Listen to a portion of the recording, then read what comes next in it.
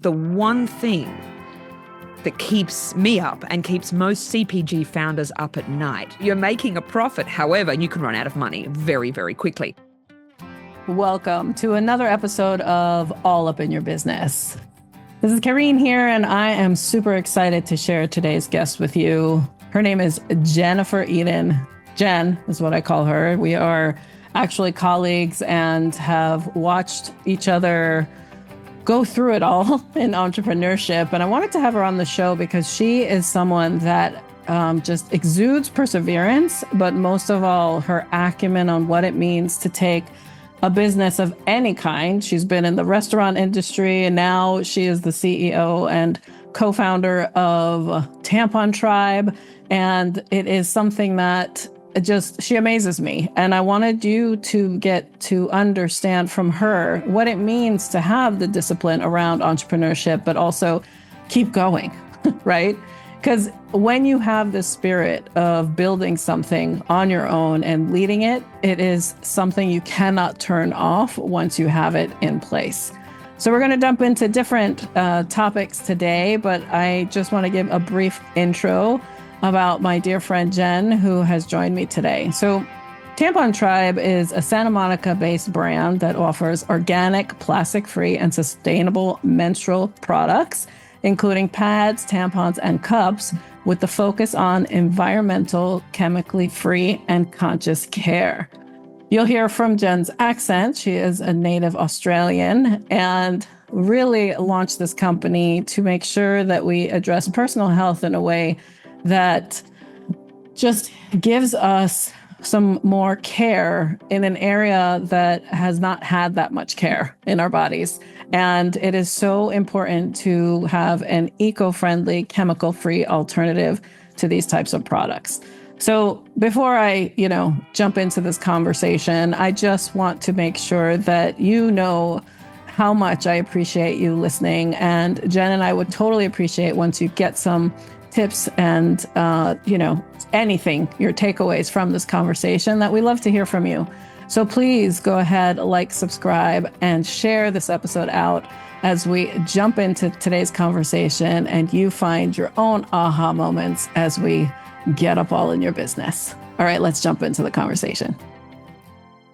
Jen, welcome to the show. I'm so excited to have you here. One of the most favorite people I get to dialogue with and hang out with. And we've been watching each other's journeys, supporting each other through our journeys. And I had to have you on the show because in my stance as a coach, I've worked with a lot of different CPG companies, right? Mm-hmm. And consumer product goods, for those of you who don't know what CPG is. And if you're not in a CPG company, still stay listening because Jen always has some nuggets to share.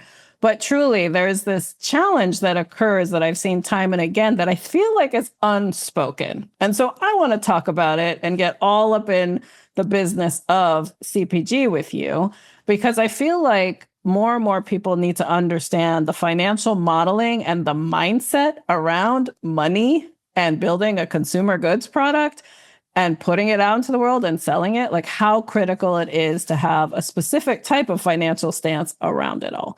So thank you for joining me today. That's one of the topics we're going to touch on. And I would love to hear if you were to summarize what it took for you to finally feel that you had the right approach around the financial modeling of a CPG company. What was that journey like for you, and where are you today? That's a great start, Kareen, and it's such a pleasure to be here. Like you said, one of my favorite people too to discuss everything with, but particularly business. Yes. That is a bit of a loaded question because it changes at every part of your journey. So just when you think you feel comfortable with CPG funding, you hit another milestone and everything that you thought you had under control is no longer under control. And you're absolutely right in the approach that this is something that we don't talk about very much, but it is really the one thing that keeps me up and keeps most CPG founders up at night, because you can do growth, you can have the biggest order, you can over order too, which is another thing we can talk about, and be totally hamstrung by finances, even though every other indicator in your business is positive. Your growth metrics are positive. Your sales are positive. Your EBITDA positive. You're making a profit. However, you can run out of money very, very quickly. So I think we need to look at it at different stages of the business. Great. And what tools are available for when you're making $8,000 a year versus $8 million a year. These are very, very different milestones to be in. And just thinking out loud about it, the tools are kind of similar all the way there, but they just become a little more serious, I guess. Your commitment to debt becomes a little more serious. Your investors become a little more serious. So, yeah, happy to dive in at any point. Where do you want to start? Yeah, so it'd be great to understand, I know you weren't always in this business, like this particular product-based business. You came from restaurant, service-oriented businesses, et cetera. So let's talk about stage one, actually launching a product-based business. What did you have to shift and start to think about in order to even just get the product to market? So from a financial standpoint, did you bootstrap? Did you get investors? How did you even think about getting started? Well, I think one thing that's been very concurrent in every role that I've held in my life is that everything comes down to sales. Without sales, you have nothing. Yes. And it doesn't matter whether you're in a restaurant business, whether you're in media, you've got to sell your story, whether you're in CPG. So the way I like to structure a company is have sales before you have a product. Love it. And that's exactly what we did with Tampon Tribe.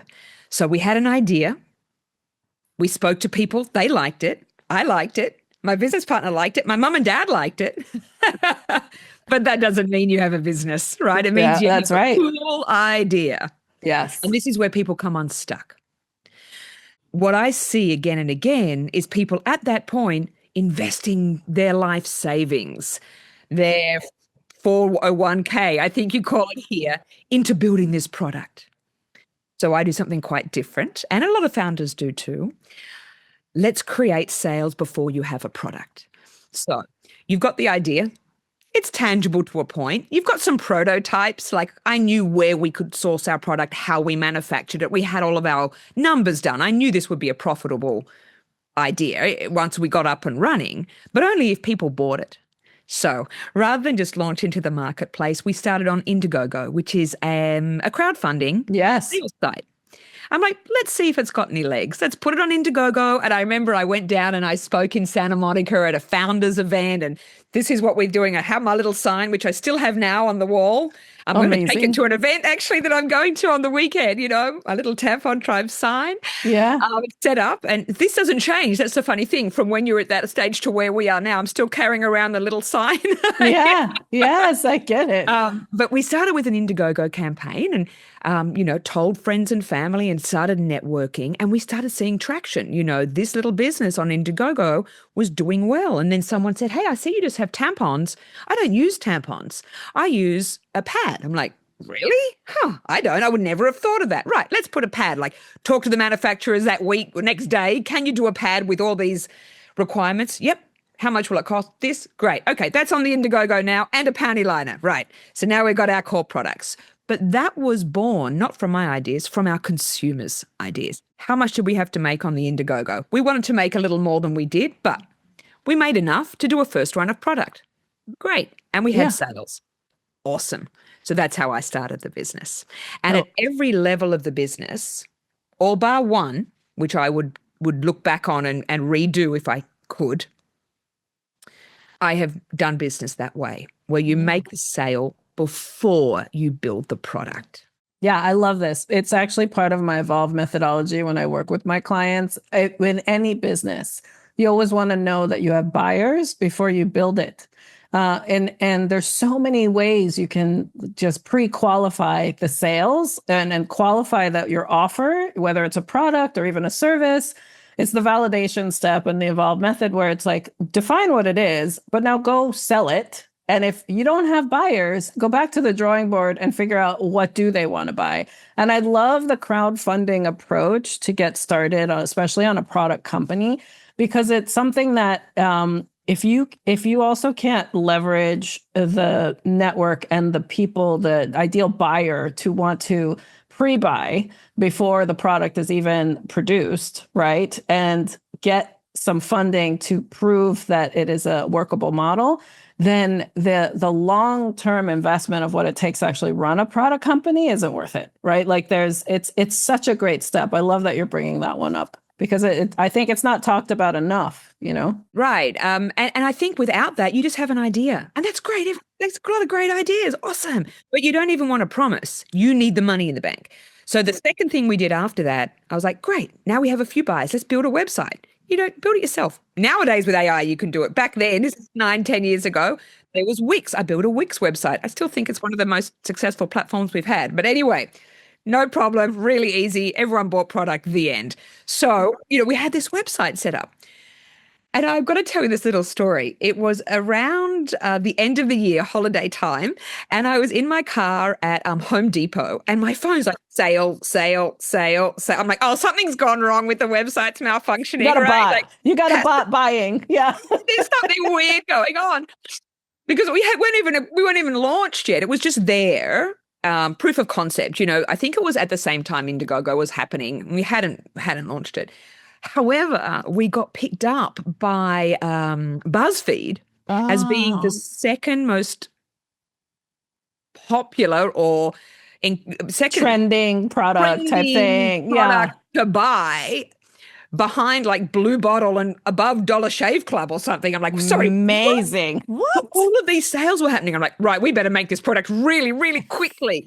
And so we did. We had a timeline. We had things in the works, and we knew that we could deliver a small amount very, very quickly. And I think we had it there. It would be 1 month for delivery, Yeah. And so that's how we grew. Nowadays, with a little more confidence, I can bring product to the market in small batch without pre-selling. But this is now 9 years down the track. So we grew very slowly and very organically. We're bootstrapped from the majority of, even up to now, pretty much bootstrapped the company, which means you just go at a nice steady pace. And because you're bootstrapped, you have to make very data-driven, measured decisions. Yeah. You don't have a choice. No, you don't. And the reinvestment back into the business of what the earnings are requires some really clean and knowledgeable forecasting models to understand like how far is the runway on the current production run. When we do earn off that next sales model, like how much of that profitability should go back into the business for another inventory run.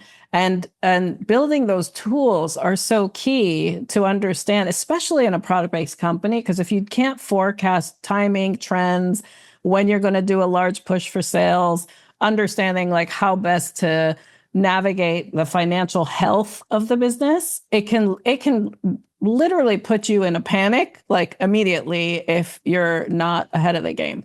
And I know that you were also building in the pandemic years, and you had different pivots along the way. You made sure that the business stayed afloat in times where it might not have been as easy to raise funds, but also be able to execute on product lines that made sense for what your buyers were looking for.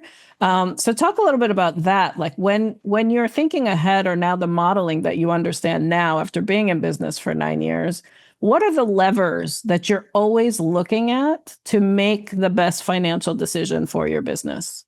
Yeah, I mean, I think looking at the current state of the world is a little different to, say, in the pandemic, because that was thrown upon us. And at that time in the pandemic, to reference that, we were selling a lot B2B. So we sell into, a lot of co-work spaces. We sell into hotels, schools, stadiums, public and corporate areas. They all came from one day to the next, they all stopped. So our major line of revenue came to a grinding halt. We had to pivot very, very quickly into what can we do to keep this company running. We've still got our consumer line. However, people were losing their jobs, so they weren't spending money on any kind of upscale tampon or pad. They're like, I know it's not great for my body, but I'm getting it from the dollar store until I have certainty. And I totally understand that. I would do exactly the same. Right? And so we saw an opportunity in PPE, which was gloves and masks, that we were a medical device importer and we could bridge this little gap by selling to our current customers a different product. So we've leveraged those relationships. We had a fantastic year that year, and it did a number of things. One, kept the company afloat actually for the next 2 years because we did very well. Second of all, it cemented the relationships we had with a lot of these very, very well-known B2B companies, Google, Saks Fifth Avenue, Cardinal Health, these major, major organizations that we were selling into. And it made us think on our feet. And so that's something I love doing as a founder. I don't know, love is a strong word. I do actually like it. It keeps me up at night, but I enjoy that challenge. It's not for everybody. So that's how we got through that pivot there. On a day-to-day basis, when you don't have something that is really rocking your world, literally, we look at quite a few different things. I look a lot at customer feedback through our customer service. You know, what are people liking? What are they enjoying? How are they purchasing? And we've seen a big shift in that recently from people purchasing a small monthly bundle of products to larger bulk orders. Yeah, so that's been a really interesting pivot. So it's made us change a bit of our marketing. We're going to be doing more bundling as we move forward. And then we also pay attention to market trends without jumping on every one of them, you know? So, but that involves more investment in the business. So, and I like to say that I give myself a B plus, maybe an A. Like I think I'm 80% good, okay at that. I was walking around the warehouse last night, looking at one line of products going, I shouldn't have bought that many of this one product. I really thought it was going to be a hot seller. Now it's still selling. However, in a CPG business, it's tying up a lot of my money. You know, so I have maybe 8 pallets of product, which isn't a ton, but it's 8 pallets of product that I've paid money sitting there, and it's been for several years. I would never normally have done that. Normally we turn over in a few months. So that's my one thing, like, And then I'm like, how do I sell this? And we're still selling it. It's just a lot slower. But I was also bound by an MOQ because it was a new product that we developed. So I don't even know in retrospect and talking about it now if I could have done it any differently. I think I had to take that risk, but there's money there. There's another one of our product lines, which is our largest seller product, our regular tampons, that I had to do in a very big batch. Normally I would not do that. And that is still holding money. So they're the 2 products where I look and go, okay, could I have done that a little better? Could I have negotiated better? Maybe not. Maybe that was the only way of doing it. But they're holding up right now cash flow that is now limiting some of my purchasing for new products. And yeah, it's my like Achilles heel right now, as it is everybody's in CPG. Yeah. So the debt management of it all and inventory management, it's still an asset, right? Like it's still something to be sold, but it's that speed that you're talking about. It's that access to the cash. It's similar to like a house where it's like, okay, you're paying down this mortgage and there's equity being built in that product, but that product doesn't actually give you any return until it's sold. Right. Like, you know, it's an interesting financial thinking. A lot of people get stuck in, I should say, their own personal conundrum on debt management. Right. When it comes to CPG companies and, I don't want to take out a loan, or I don't want to have the debt, or like I can only earn it to then invest in it. Like it's a whole money language that occurs. What were, because like you said, it's cash sitting there in the pallets, right? So what were some of the biggest lessons you learned in regards to debt and inventory management that have made a difference in how you actually now go raise funds, because you're in a funding round, like how you go and raise funds to ensure that the story makes sense, but that you as a founder can find, it's never comfortable, but find a comfort zone around debt and earnings? It's changed a lot over the last 5 years, particularly because you have constraints, you know, not just from money, for example, with space. So you're a CPG company, you have to put everything somewhere. The capacity of the warehouse. So you need a warehouse. Or do you use a 3PL? We do all of our fulfillment in-house, so we do it ourselves. So like I said, we moved from my living room to a garage. And I remember at the time, like that was massive. That's huge. Can we afford this garage? I walked past it the other day. It's a single car garage in an alleyway in Santa Monica. I love right? it. I love it. And I can't even remember. I'm going to look up how much it used to cost. Maybe $250 a month, around that. That was a lot of money at that stage. Yeah. It was a lot. We were only making what, $10,000. That's a high percentage. Yeah. Can we afford this $250 garage? And I look at it now. I stood there the other night because it's not far from where I live now. I'm like, Yeah. wow. And it was just a really great feeling. Like, look at where we've come. But also, Because the square footage now is what? What's the warehouse space it's like? not massive. I think we are now at about 10,000 square feet. Amazing. Yeah, that's a big difference from a single car garage. I just want to give listeners the size difference of the wow factor of the growth. So great. Yeah, thank you. It is. And sometimes you got to just stand in it to realize, You do. and then we move from there. But I really like slow growth. I like profitable slow growth. Yes. So, I mean, fast growth is also great. Like you can grow fast within that slow trajectory. Sure. But what I mean is measured. I think that's a better word. So, Measured, rather than saying, when we were at that, like, let's get a warehouse and let's just borrow money or let's get investors in and no, that's not how I like to do business. So I like to bring a measured approach. So we moved from the garage to a storage unit. And then we had like 2 storage units and then 3 and then 4 and then like all within one massive area. And suddenly I'm like, we have enough for a warehouse. I remember moving into this warehouse here 5 years ago and going, what have we done? This is massive, and we had all this space. And then just this year, we had no space. We're all sitting against boxes and we've just knocked down the wall of this warehouse into the one next to.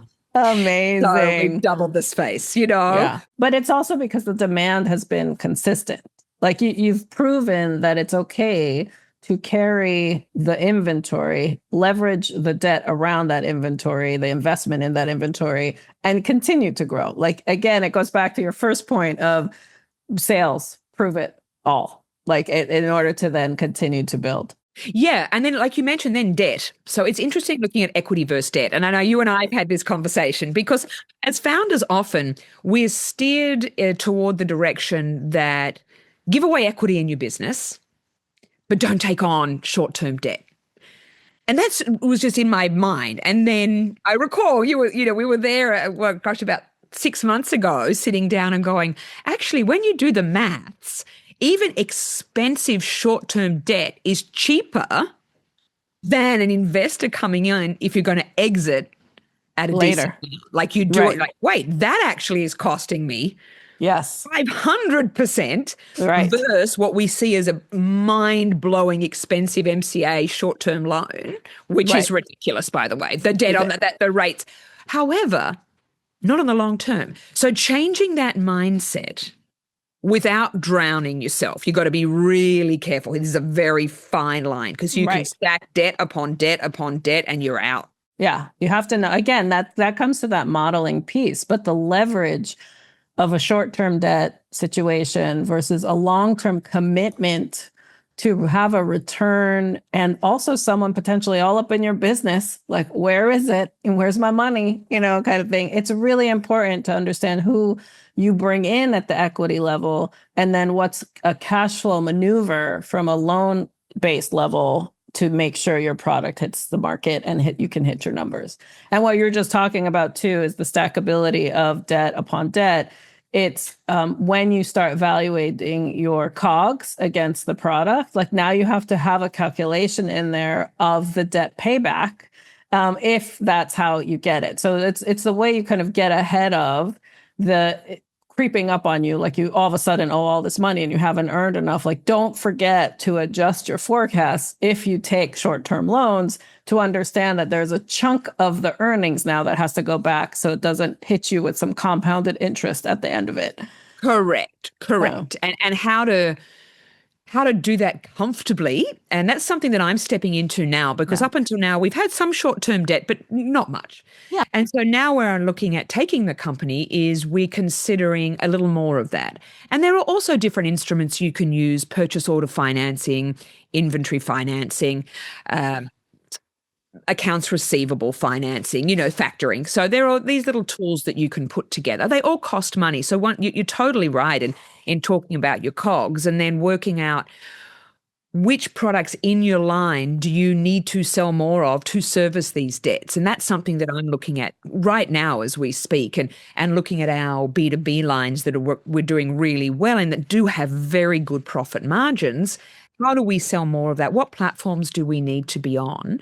And then adding that as well with our direct to consumer line, and how do we, not only put fire under the number of buyers we have, but increase what they're buying, with us. So that's the strategy piece that goes along. And that's really difficult because you're trying to do all of it, right? So you're doing your partnerships, your funding, your growth, your strategy, and just the day-to-day business, no matter how big the company is. As a founder at this level where we are, you're still doing a lot of that.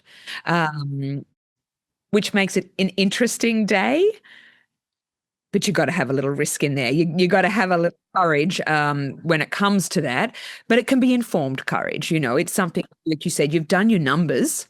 Doesn't mean it's going to be perfect. You just have to go with it. You have to know your threshold. Like, I love to build these tools just because it gives me the threshold of risk that I'm willing to say yes to.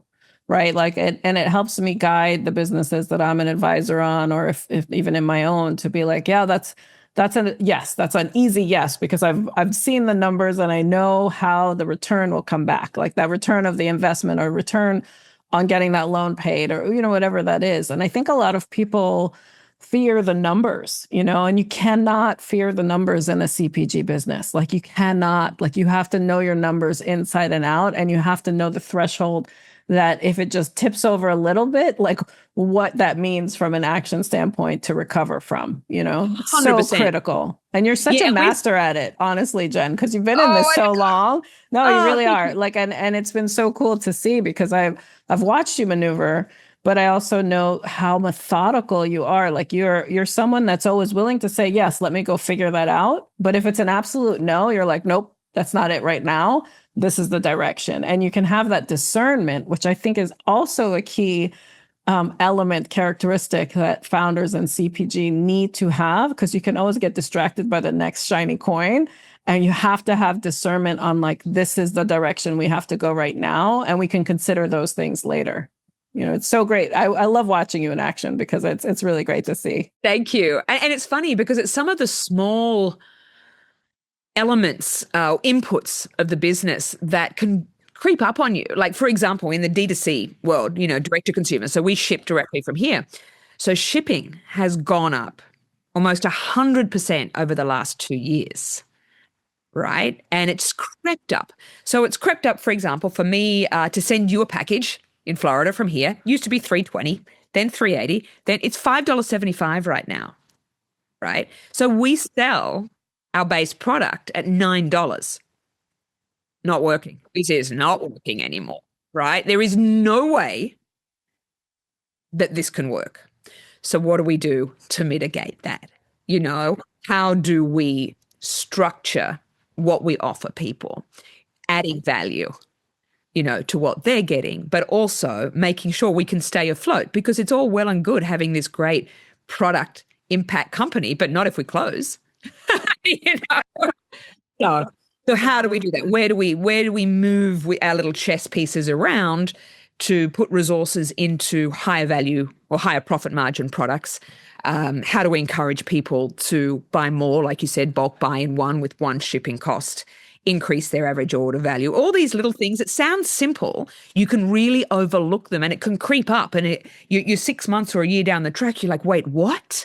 But I love the consciousness you have, because so many people will just like tax the buyer, basically. Like, it's, if they want the product, they'll pay it. And that's not always the case. And you can literally have buyer abandonment if you're not staying conscious on your brand and the value prop that you just talked about in what they get, how much they're spending for what they get, because you want repeat buyers, especially for a product like this. And I love that consciousness. Again, it comes down to knowing the different strategies on what it means to stay relatable and accessible to your ideal client base, but also make sure that, like, if they feel cared for, through the process while you're caring for your business. Right. And you can do a few things to say, like we added shipping for like a week. And I just watched what people were saying. I'm like, okay, that didn't work and we're out. That's it. I think it was 5 days. And people were just, this is in. I'm like, okay, thanks. And then we refunded it to the people and it was all fine, no problem. But we tested and you very quickly. And those decisions don't need to be labored. Sometimes we think and everyone's just do it. Just do the thing and then test it. Didn't work. Oh, great. If it had worked, excellent. We would have gone in a different direction. But I think in CPG now, with our buyer, particularly because of how Amazon operates, it's changed a lot of what consumers expect. Yes. It's And so that's true. really interesting. Even when it comes to like people wanting something the next day. We have a customer. I ordered 2 days ago and I haven't got it. Can you ship it now and I'll get it tomorrow? I'm like, no, Yeah. because no is the answer. Right. But Yeah. it's already shipped. You'll get it tomorrow. Like we're Right. not Amazon. We don't have a truck on your corner with your Right. product. We do actually sell on Amazon, so people can buy us on Sure, Amazon. if sure, they of want. course. And the other mentality with that is returns, because what people don't realize, people think, here's just a aside, people think that if you buy a product on Amazon and return it to Amazon, Amazon is paying. No, they're not. The little vendor is paying. So if you buy a coffee mug on Amazon and you don't like it and you send it back, the coffee mug seller has to pay for it to be shipped to you, to be shipped back, and to reship it. So and people don't realize that Amazon's not losing any money. No, they are just 100% gains. Yep. They're charging the vendor every step of that process, Wow. So, and we see that a little bit, although, we've built a pretty strong community of customers, members, tribe Yeah. members that are very loyal to us, and Of course. we do the same back. I pride myself on the company, really going above and beyond. And I mean, you do. And it's so great. And you can see it in the brand and how you've built it and continue to grow in it. I know that you're in a funding raise round now. Can you share, if you're willing, like what is the approach and who would be the ideal investor to come in and support you? Just because I think it's also important for founders to be able to have ease in talking about the stage they're at now and asking for what they need in order to get to whatever that next stage is that they're going after. Absolutely. So we've actually just made a shift in our fundraising. So I know you'll be excited about this. So previously, last year, we raised on a SAFE, and we got some feedback from some of our investors and potential investors that where the company is situated right now in terms of our EBITDA, in terms of our run rate, that we're a much more mature company and a price round would be a little more suitable. So even though that's a little more investor friendly versus company friendly, we decided to just last week move forward with a priced round. So that's a big step. That's a big step. Congratulations. Yeah, That's thank huge. you. So we have our first check in. So we're raising 4 million on a 20 million post, so a very fair valuation. And we are doing common stock, which is very normal at this stage, so people can buy directly into the company. That's it. There's no bells and whistles. It's a very simple agreement. And so we have our first 250,000 in. We have an SPV that's circling as well, which is great. They're putting together, between 1 and 2 million, and that's something that's really exciting. And then we're open to other investors to fill the 4 million round. Oh, so amazing. I love that you're at this stage for your business, because the perseverance, the consistency, the knowing your client, the understanding your numbers, the pivots when you need to pivot, the amount of discipline you have to stay in the game. Jen, you're like one of, not many people can get to the stage that you're at with all the proof, but also to say, and we're ready to go to the next level. And we want to have the right investors in play with us to really also give you some relief on that. You don't have to be in it all on your own anymore. There is more of an expansion model now to leverage with the right financing, with the right investors in play, as well as on all of it under your leadership and direction. So I'm so excited for you. This is amazing. Thank you. Yeah, we're excited as well. And, with that as well, I'm looking at a couple of different debt options as well to go with that, particularly for inventory. So, we're speaking now with some more sophisticated, I think is the right word, purchase order financing companies, receivables, factoring, and also some traditional line of credit from a bank. That takes a lot longer. But some banks actually have some cool products coming up. So I can fill you in next time. I'm running through some of them now. So I'll let you know how we go with it. And then, something you can share. I love that. No, really, Jen, it's been so great to have you dialogue with me on this topic. Because as I said from the beginning, I don't think we talk about it enough. And I think it needs to. We dropped so many different nuggets in this conversation that even if it drops into someone's mind of wait, what is that? Let me go research that. They said so many acronyms that I don't know. Or it's a wait for when I want to go from this stage to this stage, I have to think about my business this way, right? I have to consider the fact that things are shifting. Volume might go up, but that doesn't mean more money all the time. It means I have to get really clear on what my cogs are and make sure that there's a good result for the way we invest back into our business or ask for more money to invest in. And then the stage of also taking advice from others to say, hey, you've actually accomplished everything you need to at this stage. Now let's level up. If you want to actually make the next mark, let's go for the 4 million. Let's get that raise. Here's the valuation. Here's how it's going to, be the exchange for it, and keep expanding. But what I love most is that you do it at such an awesome pace. As scary as it is to be on the inside, because, and outwardly facing, we're just in it, right, every day. It is really great to also see that it's not about a unicorn startup. It has to happen so fast that you lose yourself in the process, but you really are doing something that's about sustainable growth. And with a product that has such sustainability in it, it's just so cool to watch and be a part of, just witnessing you as a friend walking alongside you, but also just being able to share you with my community and the network here listening. So if people want to connect with you, whether there's an investor listening that's I want to be a part of this, she sounds like an amazing CEO and Kareen backs her. So let me get in on that. Or just to buy the products, whatever it is, how do you want listeners to connect with you? Absolutely. So our website is the easiest point of entry. So it's just tampontribe.com.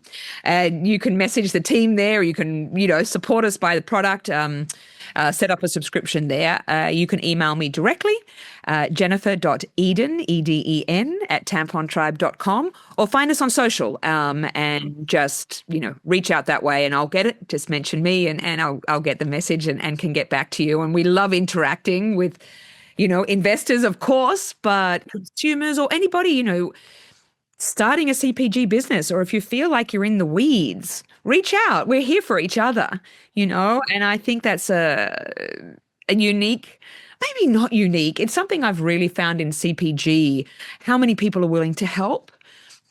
So many. I'll have a conversation and a guy will be like, oh, wait, let's go have coffee. I've done this. And what do you think about this? And there are a lot of CPG founder events just centered around that, because we're all going through, similar things, no matter what the business, and seeing what other people are doing. So, yeah, feel free to reach out. I love hearing from everybody. I love that. Everybody, please, when you tag, review, and share this episode, tag Jen and I in it, but also make sure you connect with her if you're someone that wants to learn more about what it took for her to get to where she is, but also see how she might be able to support you. But especially go buy the products. This is something that has changed the game for feminine health, I think is what we call it, right? The way that we can also take care of ourselves through a simple product when it's needed. And those who still have their cycles need it. So might as well use this product in mind. But I feel as though Jen and I are kindred spirits of the entrepreneurial way. And this is just one of many ventures she'll be a part of. So thanks again, Jen, for joining me today and allowing us to get all up in your business when it came to launching Tampon Tribe. It's such an honor to have you. And thank you, listeners and viewers, for watching. It's really an honor to be in your ears today. So we'll see you in the next episode. Thanks, Jen. Thanks, Kareen. Just want to remind you that breakthroughs and strategies are here for you. You don't have to be isolated on your business building journey. If you'd like to have a chance to connect with me and let me be all up in your business, go to heykareen.com/connect and a team member will share how you can obtain the best support at this time. You always can have me in your pocket by leveraging my AI. Go to heykareen.app, download it, and start chatting away. And of course, you know, I am always here, willing and ready to be the support you need. All you have to do is ask.